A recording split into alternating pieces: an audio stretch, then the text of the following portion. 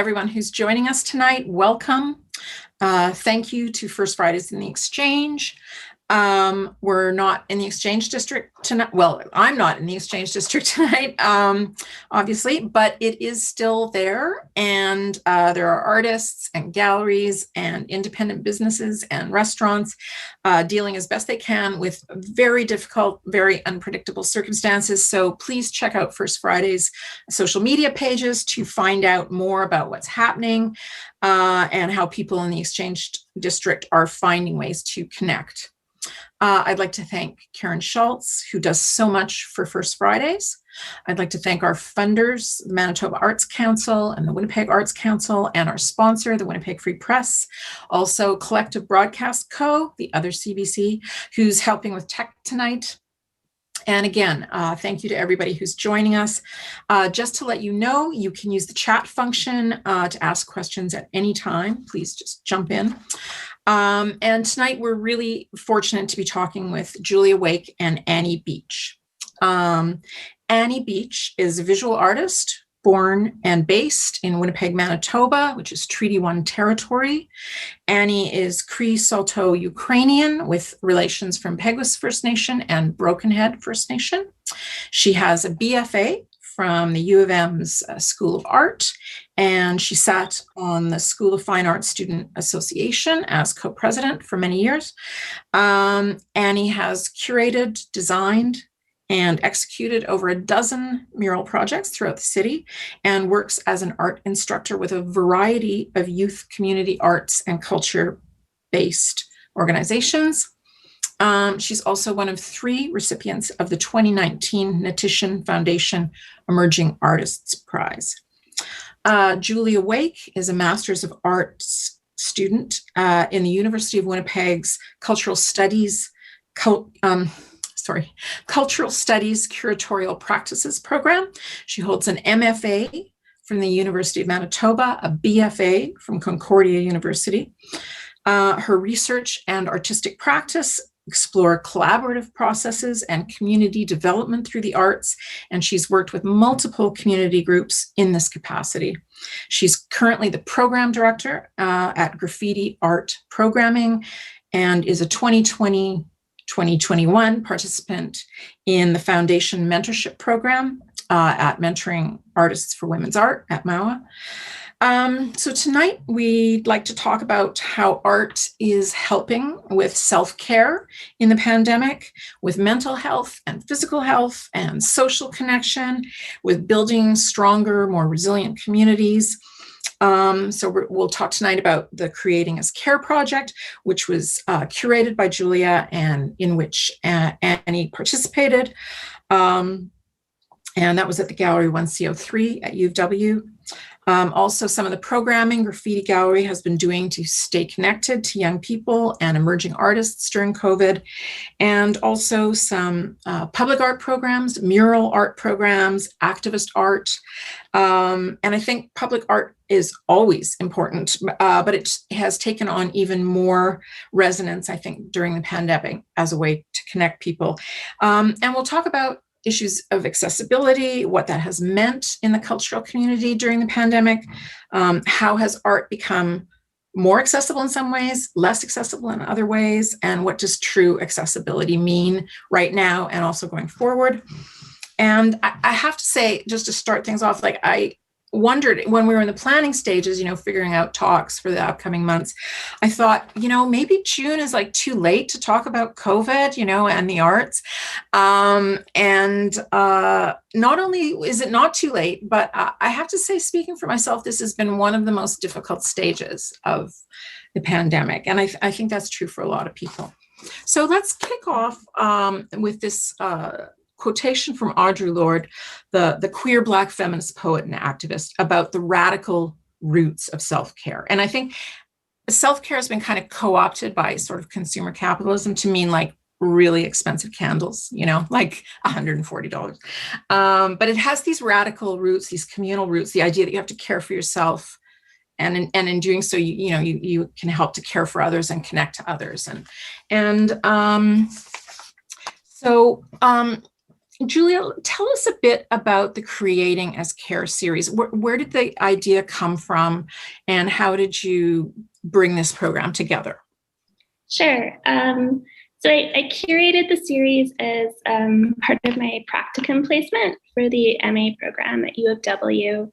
So I was placed at Gallery 1C03, and I talked with Jennifer Gibson, the director and curator, about what I could work on. And we thought it could be a way to have 1C03 engage with students while they're at home studying in what is been a challenging time.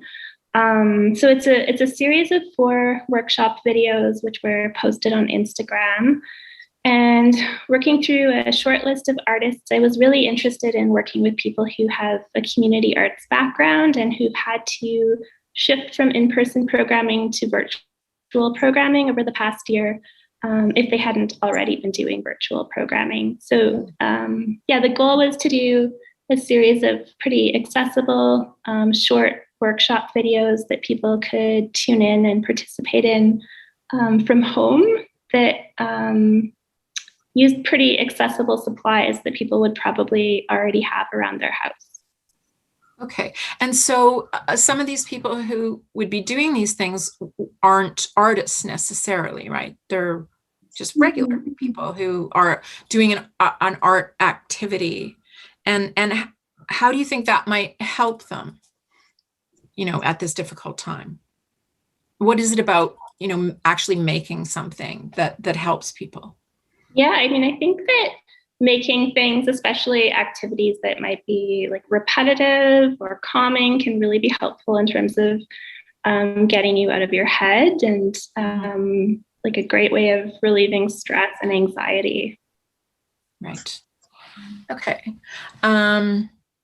Okay. And Annie, what did Creating as Care mean for you during the pandemic? And what did you do personally for self-care?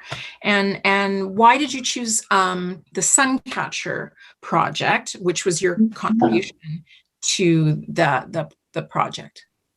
Yeah, thanks. I think like everybody, the pandemic like shifted everything for them. Like I think for me, I had I graduated with my BFA with honors like last June. So my classes just abruptly ended in March, and then I got to like showcase the work I was working on all year, and then was stuck at home. And then I was someone that was like on the go pretty constantly. I was working like multiple jobs. I didn't have a car at the time, so it was like usually busing.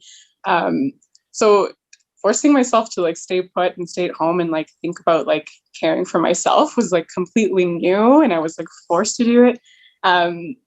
So for me, I think it was just really embracing that and spending that time by myself, like challenging these like and confronting like emotions and thoughts.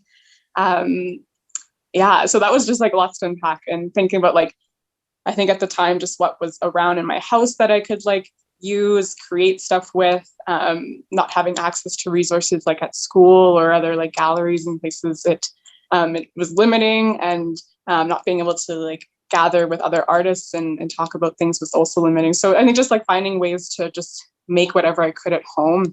And then with the Suncatcher Creating as Care project idea, when Julia asked me to be a part of the project, I guess just really wanted to go back to the idea of like accessible materials, and how like early days of the pandemic, I was like, what's around my house that I can use, fabric, whatever it might be.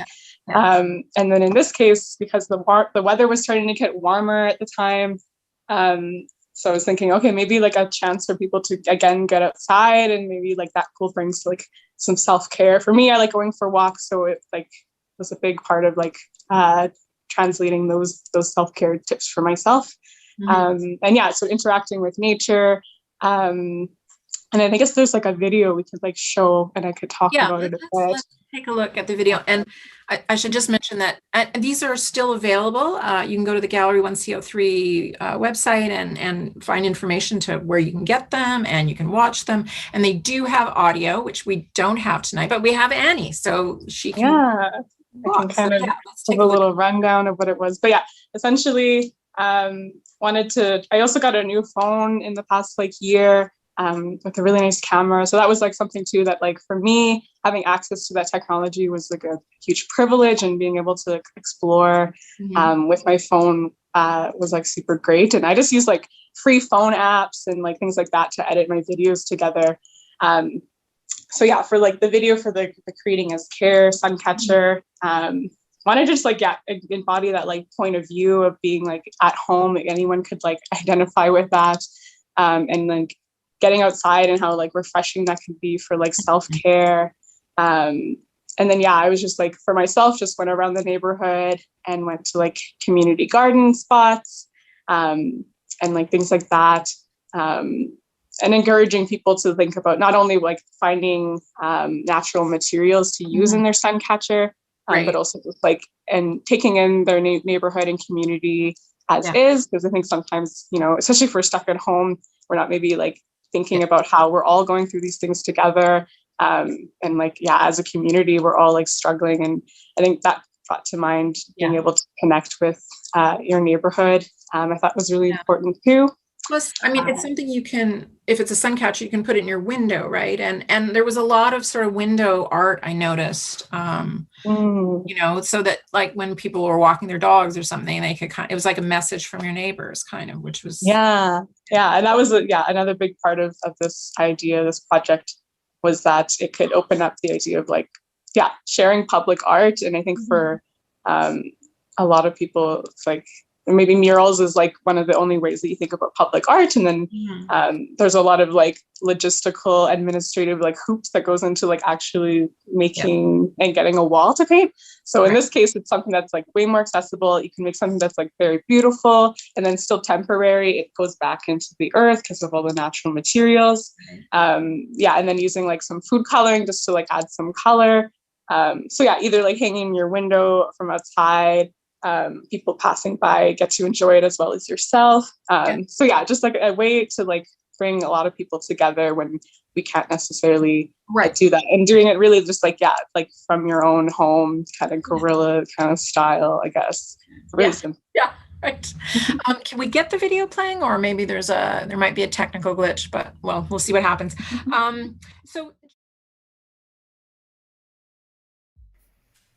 Anin Tansi Annie Beech Natis Nagaston. My name is Annie Beech. I'm a visual artist born and based in Winnipeg, Manitoba, Treaty 1 territory. I am so excited to be a part of the Creating as Care series on Instagram, and I wanted to share a project called a sun catcher. I wanted to think about this past year and, you know, in relation to isolation and how I've been taking care of myself, and that has been, you know, going for walks and spending time outdoors as much as I can, really, and spending time with myself. And I haven't really gotten that chance to do that before the pandemic. And be a part of this project and join with me. I strapped on my rubber boots and I went for a walk in my neighborhood. When you're out in your neighborhood, just, you know, take a look around and, you know, keep an eye open for new things to discover and learn. And, you know, if you see any needles, make sure you stay clear and you don't touch them. And, you know, you're going to keep an eye out for different natural materials, different plants, you know, different things that, you know, catch your attention and that are beautiful to look at, different textures, different colors. I went to my community garden down the street. I kind of live by this rule of, you know, take nothing but photos and leave nothing but footprints. And in this case, you know, we're taking, you know, a lot of dead plants and a lot of dead material, or as much as possible, if you can get materials that are just loosely found on the ground, and, you know, different colors, things that really just speak to you and catch your attention. You know, take note of those things and have a Ziploc bag or brown paper bag handy just to put all of your materials in as you go. And, you know, take some time to, you know, I was looking down at the ground the entire time, and I, you know, had to remind myself to look up sometimes and just enjoy the beauty of being outside and being with myself for the day. So be sure you do that for yourself as well.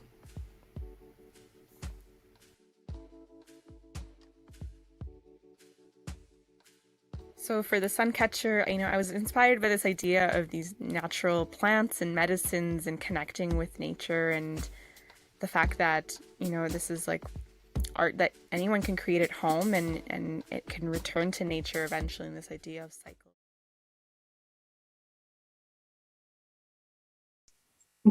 Awesome. There we Cool. go. Yeah, so yeah, I like the rest of the video continues. It's like an aerial showing how to like make it all. So yeah, like the pages, it's posted online still. People can learn and follow along how to make their own. Yeah. So, Julia, what kind of response did you get from the project? Yeah, I think all of the artists who contribute are really excited and completely behind the idea of art as self-care and how important that is during a pandemic. They're posted on Instagram. So, I mean, it does seem like there were a fair number of views. It's hard to know how many people actively participated in the project at home. But that's one thing that Jennifer and I had spoken of recently, was that, you know, 1CO3 might do some posts encouraging people to share what they've made if they have made something, which would be sort of a nice way of coming back together. Right. Okay. Yeah, that makes sense. So there were a couple of other videos in the series. So, and one was Leslie Supnett doing animation, which, like, I guess animation is a little more accessible as a technology now than it used to be. So maybe we can just, yeah. So she teaches you how to do this, which is amazing to me. Yeah, so there's animation. And what were some of the other ones? Yeah, she does an animated Gif workshop. So it's about morphing one drawing or object into another drawing, which seems really complicated to me, but she does a super fantastic job of outlining it in some simple steps. Yeah. Jessica Kennard, she did a series of calming drawing exercises with materials that you have at home, likely, and some sort of standard processes to work through. And that's a really nice one. And then Hannah Doucette, she did an embroidered photos workshop. So she teaches some basic embroidery stitches.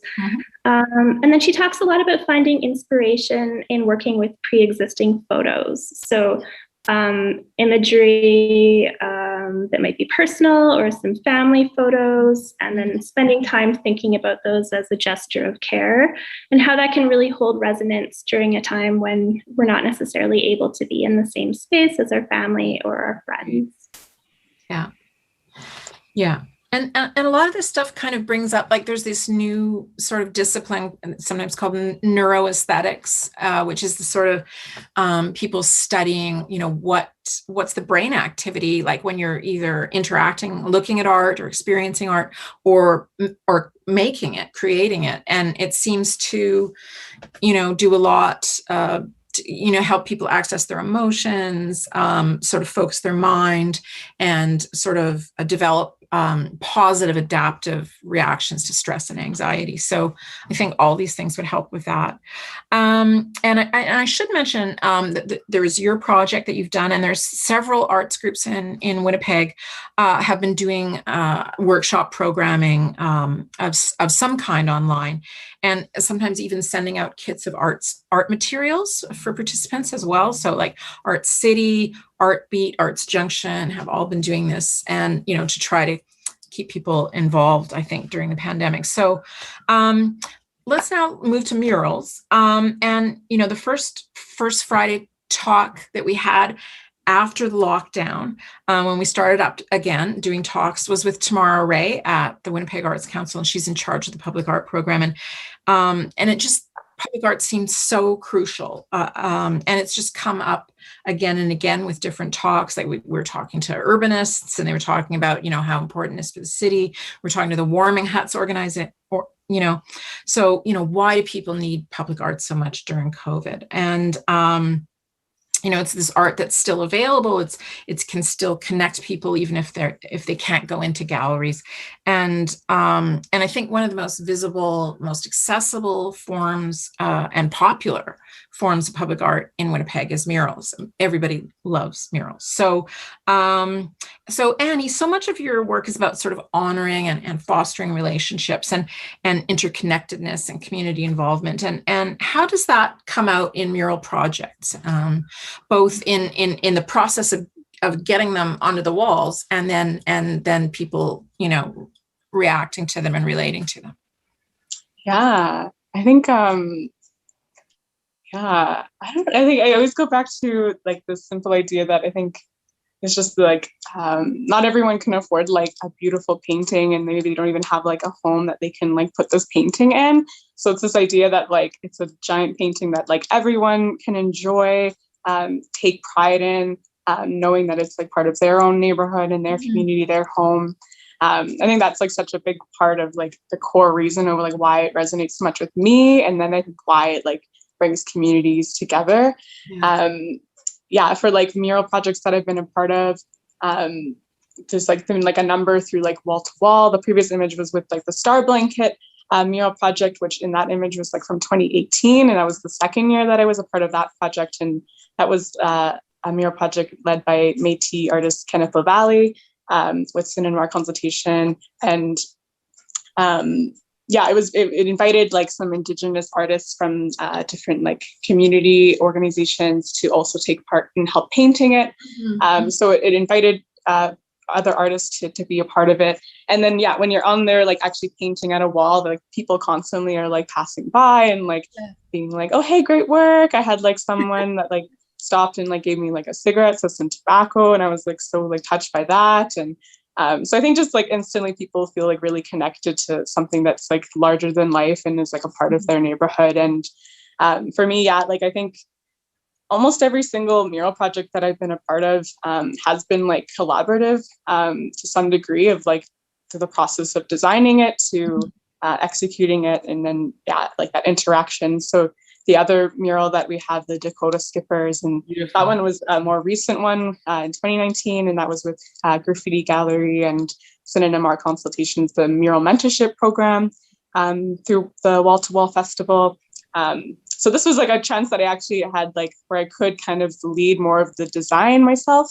But even in that aspect, we did have like workshops at Studio 393 before that for youth to take a part in like creating their own designs. I kind of used like tissue paper and different colored paper collage kind of idea, and then took some of those ideas as inspiration to create this design. So even though this one had more like of my own lead, it was still that collaborative aspect. Even like next door having other painters painting with me. So I think just like bringing people together just automatically does that.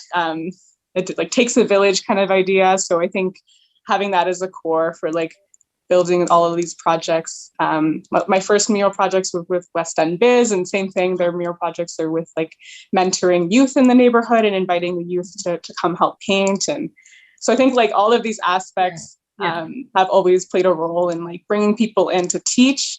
And then myself learning in the process. I wasn't an expert with these murals, but like that chance to learn while also teaching others was such a big part of it too. Okay, and you know, mentioning that youth are involved. Julia, let's talk a bit about some of the stuff that Graffiti Gallery has been doing, because I would say that the lockdown is hard for everybody, but I think it's especially hard for young people. You know, a year is such a long time, you know, when you're like 17 years old or 18 or so, and there's so much that can change in a year when you're that age. And so, so what kind of stuff have you been doing with your programming and reaching out to young people, emerging artists? And let's just look at, there's a slide just that shows some of the activities for June. But so what kind of stuff have you been doing, Julia? Sure. Well, we've had to pivot like most organizations. So we've moved from in-person programming to virtual, as you can see based on this schedule. We're also making art kits. So we've put together about 20 different kinds of themed kits at this point, and then partnered with other community organizations who maybe are doing hampers or their resources, and they're still able to actively connect with community members. And they've been distributing them for us, which has been really important. So we've gotten about 8,000 kits out into the community so far. It's been a lot. And they're on themes such as drawing, painting, graphic design, photography, nature art, etc. And there's usually about 5 to 10 activities in them, and then step-by-step instructions for how to do them, and then all of the supplies that are needed. And then we've tried to make them kind of as exciting as we can supply-wise, so that kids can, collect a few kits and sort of start to build up a bit of a supply kit of their own at home, so they have access to materials while they're at home. Okay. Yeah. And let's just see the next slide, maybe, and because I think this is some of your COVID programming. So tell us a bit about this, Julia. Sure. We similar to what Annie was talking about, we partner with Synonym Art Consultation on Wall to Wall Festival every year, and that's the Mural festival that most people might be familiar with. But it also has a mentorship component. So we do a number of mentorships in hip hop, music production, dance, video, graphic design, muraling, and so on. And that's a way to engage youth in working with both the mural artists who are coming through, but also a larger series of arts professionals. And we weren't able to deliver it in the same way last year. So some programming was moved online and done virtually. This is still in person. You can see people are masked. This year, I think our promo is going out in the next week or two, so people will probably see who our mentors are and what the opportunities are. But we're doing it 100% virtual, just to ensure that we can stay safe and that we don't need to do any sort of last minute pivots if restrictions are changing. Yeah. So it does mean we're working with smaller groups, but it also it gives youth maybe the opportunity for more one-on-one time with mentors that they're working with. So there have been some pluses to it. Okay, so let's see the next slide. Okay, and again, a mural. So tell us a bit about this one. Yeah. I'll start. It was part of the wall-to-wall mentorship last year. So Pat Lazo led this one, and it was a collaborative spray paint mural. So youth had the opportunity to learn some spray painting skills and come together to paint something large for the community. And I think that Annie was actively involved in painting this one as well. Yeah, I helped to assist in this one. We had 3 or 4 youth join us to first time kind of spray painters and getting that chance to just kind of experiment. Myself too, I'm not much I don't use as much as spray paint. I've used lots of just exterior kind of house paint for my murals. So this is also a chance for me to learn. And then had a really nice message that we wanted to drive home. And then above it, they also have the different panel murals, part of the wall-to-wall program. And that one is by Cedar Eve, and a Montreal artist. So it really just, it brought people from internationally, from around Turtle Island, around the world, and then locally getting artists to get a chance to also learn too. Okay, so a big collaboration again. Okay,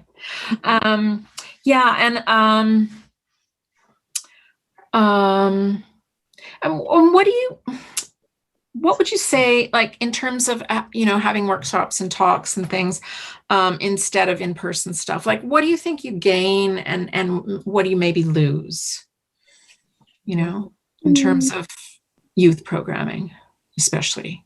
Yeah, it's not the same as being in a space with people. And when 393 is open, we might see 20 to 40 youth come through in an evening, and they might be there just to hang out, not necessarily to participate in a workshop. Right. We've got computers available, so people might be coming in to check email or to have a meal or eat a snack or just see a friendly face. So it's challenging because don't have the ability to support in that same kind of way. But I mean, we're doing what we can, and we're trying to check in and see how people are doing. And if someone needs a care package or a food hamper or groceries delivered, or there's, something going on in their life, we try to make sure that they're aware that we're available if needed. Yeah, I think there's some positives though. Like, we have a partnership with Unity Charity, and they're another youth serving organization. We do hip hop programming with a mental health focus. Toronto. So, I mean, if we weren't doing virtual programming, am I frozen? Yeah, maybe switch to audio, because we just had a few glitches there. Yeah, let's move forward to the Lavender Menace project. This was through graffiti arts programming, I think, but Annie, you were kind of the point person here. So tell us about the project, and what does the title mean, and why was the Fork so important as a location? And yeah. Cool. Awesome. Yeah. So because graffiti art programming is so great, and they foster opportunities for you to grow as a youth, either coming through and then getting opportunities with work. I was working through as an art instructor for Studio 393, and then got a chance to have a couple summer jobs the past few years. So last year working with the START programming, and then basically the in the picture there we have Chanel Lajoie, who's a Métis artist, and she reached out to at the time Jean Borbridge, who was my supervisor, and was just basically noticed that we had these boxes, that Graffiti Gallery owned these boxes at the Fork Skate Park, and I think wanted to do some sort of public art show. Didn't necessarily know what that would look like, but just was kind of pushing that something should happen. And so Jean kind of prompted hey, Annie, do you want to take this on? I'm let's do it. So Chanel really came up with this idea of that base of Lavender Menace.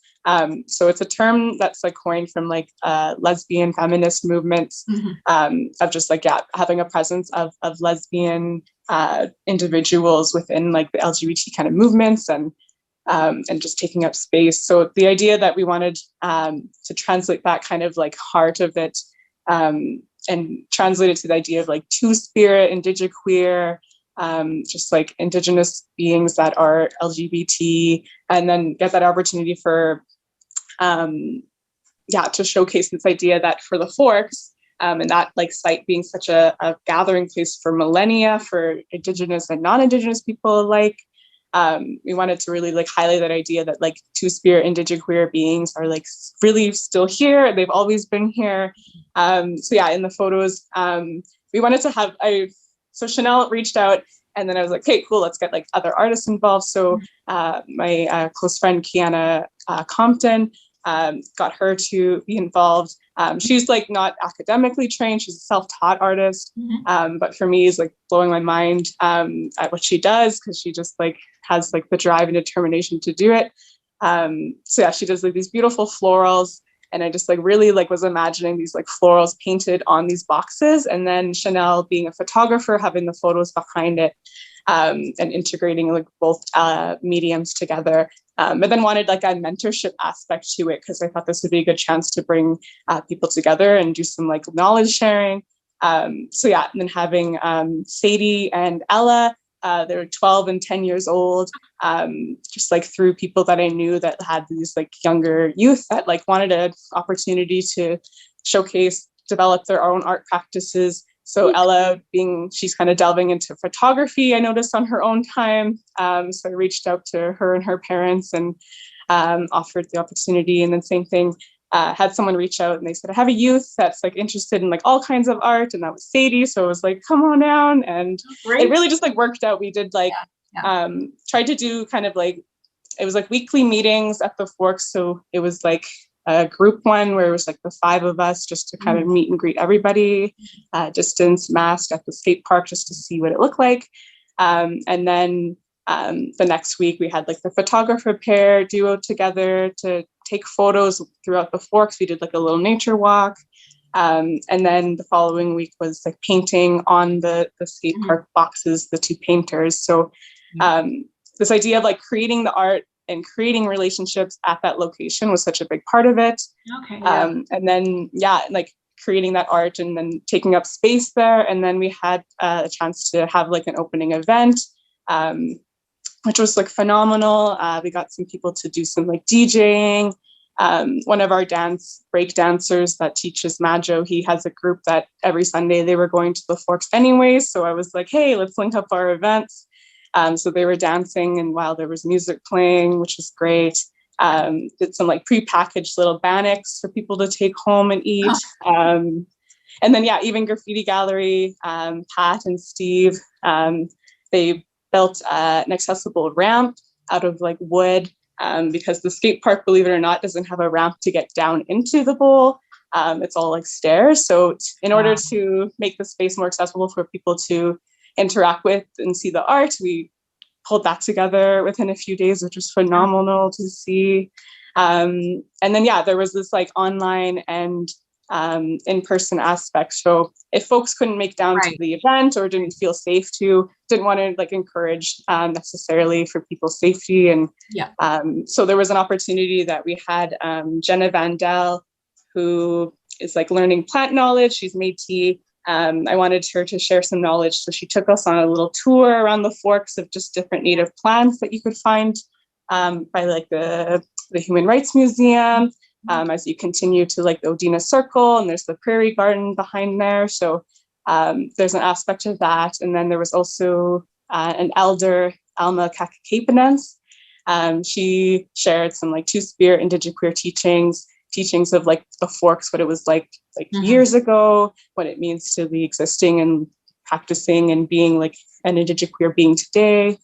So it like had all these aspects that was really great. And I ended up posting everything for that Lavender Menace show. It's like Lavender Menace exhibition.tumblr.com. Okay. And then that has like SoundCloud links for both tours, as well as the artists do a little like sharing interview about their work. And then there's some photographs to accompanying it. So it was like a big project and it was a great opportunity to be able to be part of it. I like how, there's the kind of two modes, that there is an in-person for people who can feel comfortable doing that, but also an online mode. And I think maybe that sort of dual mode is going to carry through, like even post-pandemic, that there'll be a lot more programming that you can access online, but people will still want to gather together.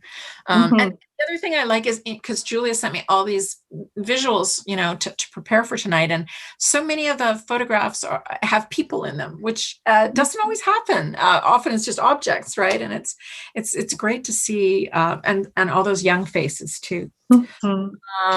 Okay, so let's maybe just look at the Point Douglas scavenger hunt just quickly. So this is another kind of interactive, community-based, for even small kids, probably, right, for this one. So tell us about this one, Julia. Sure. I had reached out to Annie with the idea of doing something like a scavenger hunt that would encourage families to be outside and walking and sort of engaging with art in a safe kind of way. She came up with a series of murals that she painted, which are really lovely. She can probably speak more on those. But it was a really great way for us to also partner with community agencies, which is something that we do a lot in a normal year at GAP.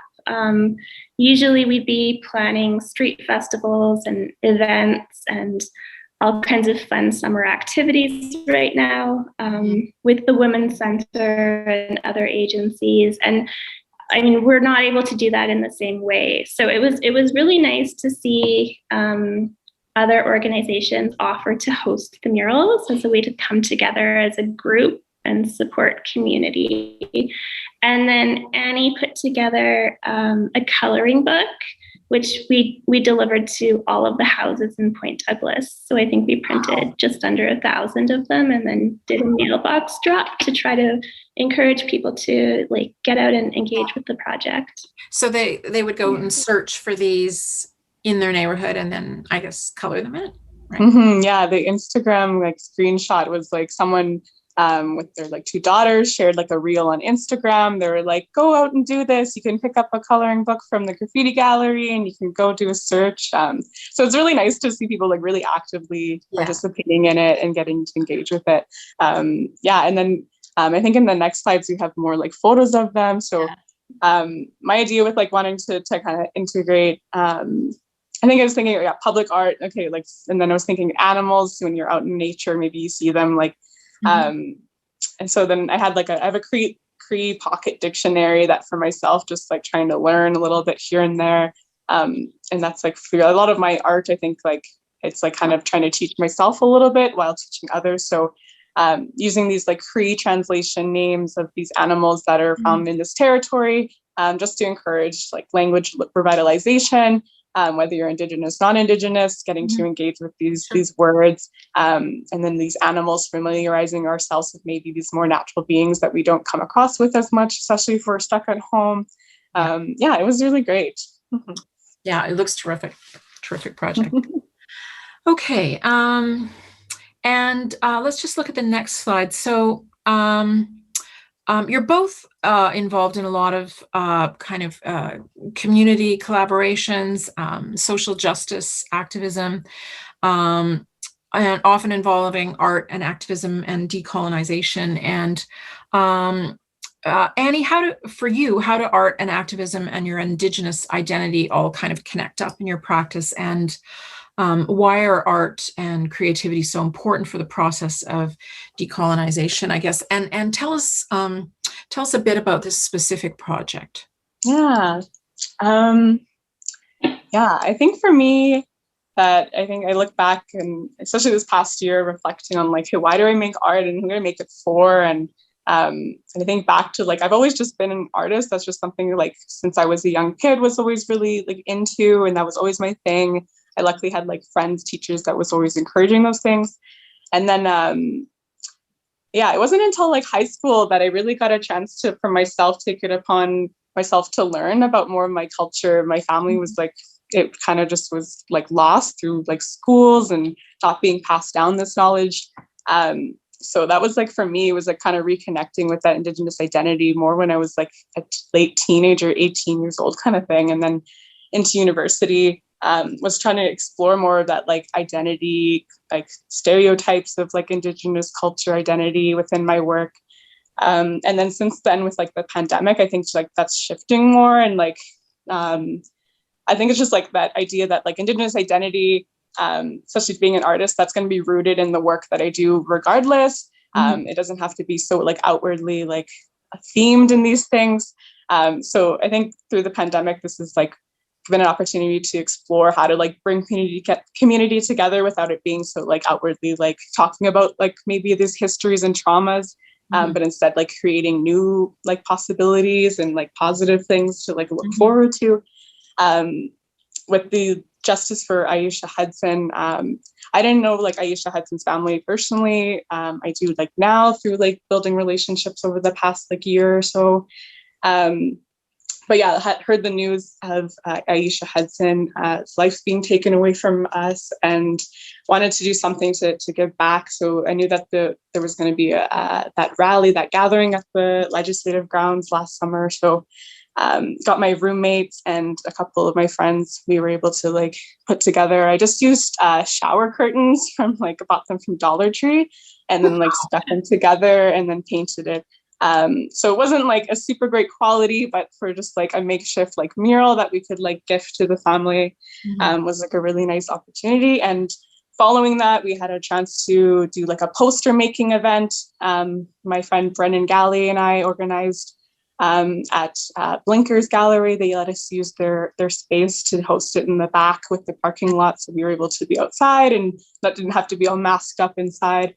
Working on these posters. So there was that opportunity too. Aisha's family was all there. And And then, yeah, the most recent image for the next one is the mural that we did for the 1 year like vigil that for Aisha. And for this one, it was just like makeshift, like out of pocket, paid like, I think only like $50 for some paint and like some fabric and stuff. But Aisha's favorite color was this like kind of like pink, lilac-y kind of color. So I wanted to like celebrate that because at the poster making, they were making tobacco ties in that color. So inspired by that. And then an aspect of it, we had cut out fabric flowers so that people that came to the vigil could pin a flower onto the mural and like pay respects and honor. And then the mural again was gifted to the family. I'm not sure what they ended up doing with it, but I was really excited to be able to put together something like this. But yeah, I think just like intrinsically, like being Indigenous, like our lives are so political, so politicized. Especially like you see stuff in the news constantly about like hardships and trauma. So I think for me, like art is a way to like lively show that like our people are here and like we are consistently like making new things and creating things together as community and like just really trying to think ahead as opposed to like being stuck in the past all the time. And I think art's like a good way to like imagine and reimagine these futures. Yeah. Yeah. Because I mean, such a terrible injustice, but there's beauty in how you've honored her. So yeah, you really feel it. So I think one of the kind of themes that's been coming up is sort of accessibility, I think, tonight. And I think one of the effects, and it's come up in a couple of our talks, is that COVID made people more aware of accessibility issues in the cultural community. And I think the term, obviously means the specific issue of making, sure that there's better accessibility for people living with disabilities, whether that's making exhibitions and, panel discussions and things accessible, if people have mobility issues or accessible for the deaf community or people living with mental illness, both as artists and as audience members. But there are other kinds of accessibility. There can be issues of economic accessibility, technological accessibility, accessibility for underserved communities. So Julia, we talked a bit about this before the talk. Did your sense of what accessibility means change during the pandemic, and what have we learned from this experience, and sort of what are the pluses and minuses of this new way of doing things? Yeah, I think definitely it's changed, and it's caused us all to spend a little bit more time thinking about how we have responsibilities with regards to accessibility and what specific people's needs might be. And I think like the shift to virtual programming, artist talks, panels, and so on is really strong in one way because it does open up options in terms of, coming to programming if you might not otherwise be able to, if there are barriers there. But we've also recognized in terms of the youth that we serve that not everyone has access to Wi-Fi or a device, whether that's a phone or a laptop, or they might have a computer at home, but perhaps they're sharing it with a family and someone might be using it for work if they're working from home or if they're doing school remotely. So it's not necessarily as easy as just saying that we're going to shift to virtual and that's a solution right around the board. Okay.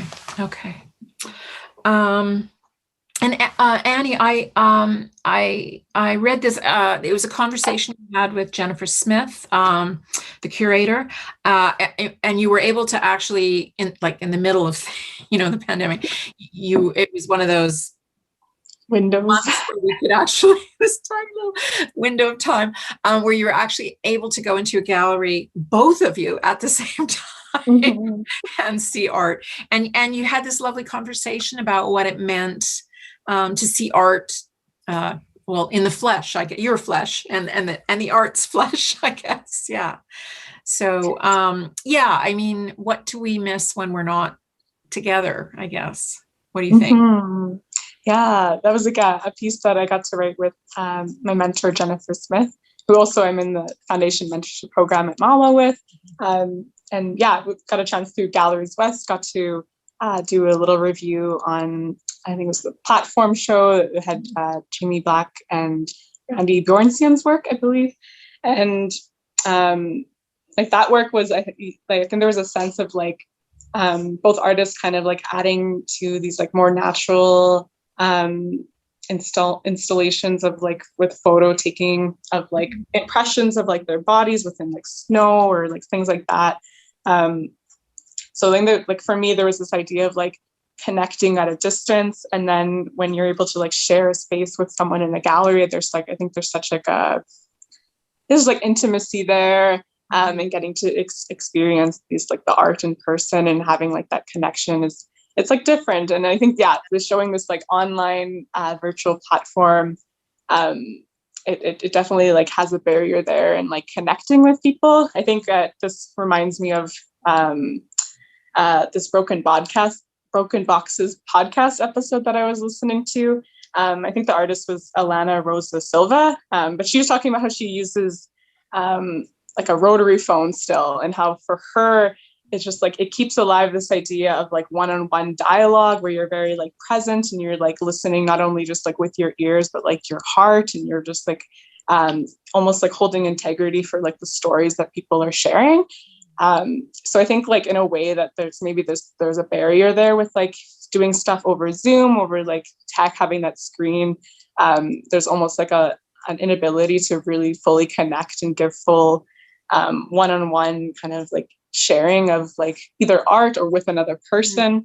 And for me, I think like art, when it's created, it's given a spirit and it owns its own kind of life to it. So the same thing, when you're not able to see it in person, there's not as much as that connection there. So it's just like, I think shifting with what that means. And yeah, if that means like making art at home so that you can like interact and connect with these things, I think that's like a good way to get around it if you can't be at a gallery with someone physically. Yeah, just reading it.